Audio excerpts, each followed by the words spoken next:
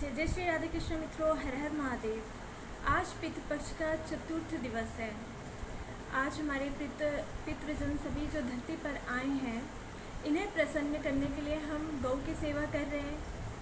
हम चींटियों को मीठी चूरी भी खिला रहे हैं, अनाज खिला रहे हैं और साथ ही साथ में हम कौओं को भी पनीर डाल रहे हैं, कौओं को मीठे आटे की चूरी डाल रहे हैं, गिलहरी को आटे की रोटी खिला रहे हैं गुड़ डाल करके।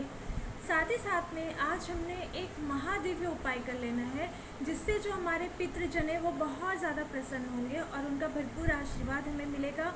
और हमसे जो भी गलती गुनाह हो चुकी है हमारी वाणी के द्वारा और हमारे व्यवहार के द्वारा, तो उन सब से हमें कुछ हद तक माफ़ी उनसे मिल सकती है। आज हमने क्या करना है, आपके फैमिली में जितने भी मेंबर्स होंगे, जितने घर में सदस्य होंगे, चाहे आपका बेटा भी हो, लाइक वो शादीशुदा हो, अपने वाइफ और अपने बच्चों के साथ घर से बाहर हो, या फिर बैचलर हो और वो घर से बाहर जॉब करता हो, या फिर आपकी बेटी हो।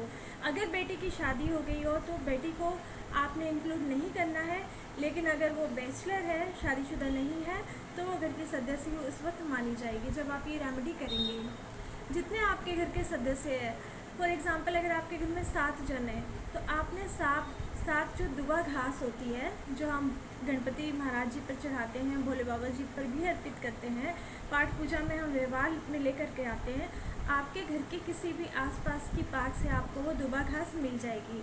वो आप ले लीजिएगा। वो ले जा करके आप अकेले भी ये रेमेडी कर सकते हैं, लेकिन 7 मेंबर्स का नाम लेना है आपने।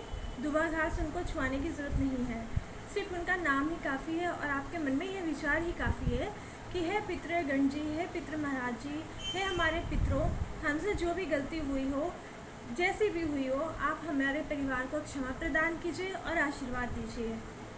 आपने ये दुबा घास लेकर के गौशाला जाना है, या आपके घर के आसपास में कोई भी गाय, लाल हो, काली हो, सफ़ेद हो या रंग बिरंगी हो, आपने उनके मस्तक पर इस तरीके से छुआना है और उनके पीठ में जो उभरा हिस्सा होता है, जिसे हम कुब कहते हैं, 7 बार आपने छुआ के आना है। अगर आप काउंटिंग नहीं कर सकते तो सिंपल सी काउंटिंग है, जितनी आपके घर के सदस्य, जितनी दुबा घास आपने ली है, उतनी ही दुबा घास को आपने छुआ करके आना है उनके माथे पर। जैसे एक दुबा घास ली, छुआई, फिर दूसरी छुआई, और मन ही मन में अपने पितरों को याद करते हुए उन्हें नमस्कार कहना है। सारी दुबा घास आपने इकट्ठी करके साइड में रख लेनी है, चाहे अपने पर्स में रखो, बैग में रखो, जहाँ पर भी रखो। और गाय को क्या करना है, हरा चारा लेकर के उसमें क्या करना है, आपने नमक डालना है, क्योंकि नमक खाना और खिलाना, इसका हमारे हिंदू धर्म में बहुत बड़ा मायने रखा जाता है ये चीज़। इसके ऊपर मैं वीडियो बनाऊंगी। तो आपने नमक चारे में डाल करके गौ माता को खिलाना है, और वो दुबा घास लेकर के आपने आनी है मंदिर।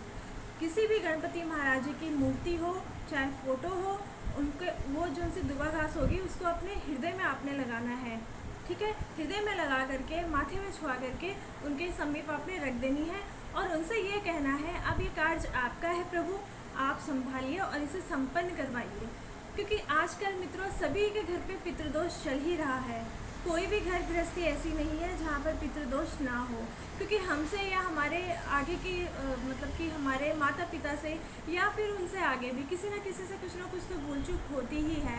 और इवन कि घर के जो बच्चे नए पैदा हुए हैं या घर के जो बच्चे हैं, अब हमें क्या पता कि हमारे ही अपने पूर्वजों में से कोई हमारे पास आया हो, इसीलिए हमें ये सब चीज़ें नहीं पता होती है। हमने ये सारी चीज़ें गणपति महाराज जी को सौंपते हुए दिल से प्रार्थना करनी है, और वो दुबा घास वहाँ पर रख करके चुपचाप अपने घर चली आइएगा। किसी से हो सके तो इस रेमेडी के दौरान बातचीत मत करिएगा। आपने अकेले जाना है या फिर आप अपने घर के किसी सदस्य के साथ जाइए। बाहर आस पड़ोस में किसी को अपने साथ मत लेकर के जाइएगा। और हृदय में अपने जो भी आपके गुरुजन हैं, जिनके आपने सेवा ली हुई है, नाम जप करते हो आप, उन्हीं परमात्मा का नाम जप करना है, गुरु मंत्रों का नाम जप करना है और पितरों को नमस्कार करते ही रहना है। ये इतनी अच्छी सटीक उपाय मैं आपको बता रही हूँ, ये मेरे गुरुजी ने मुझे बताया था, और इसके करने से मैंने पहले भी कई जनों को बताई है, बहुत अच्छे लाभ की प्राप्ति होती है, मन को बहुत शांति मिलती है। घर में किसी भी तरह की धन की समस्या होगी वो दूर होगी, पढ़ाई शिक्षा में अगर आपके बच्चों की रुकावट आ रही होगी वो सही होगी, किसी भी प्रकार की कला कलेश आपके घर पे होगा वो दूर होना शुरू हो जाएगा। आप ये कीजिए। ये जो पितृपक्ष में तो आप ज़रूर कीजिए। अगर ये वीडियो आज आप लेट से देख रहे हो आज, तो आप ये पितृपक्ष के मतलब कि 2 अक्टूबर तक आप ये रेमेडी कभी भी कर सकते हो। ये बहुत अच्छा। अगर आप ये 2 अक्टूबर तक भी नहीं कर पाएंगे इस साल के, तो आप हर अमावस्या के दिन ऐसा कीजिए। इससे भी आपको बहुत अच्छे लाभ की प्राप्ति होगी। जय जय श्री राधे कृष्णा। हर हर महादेव।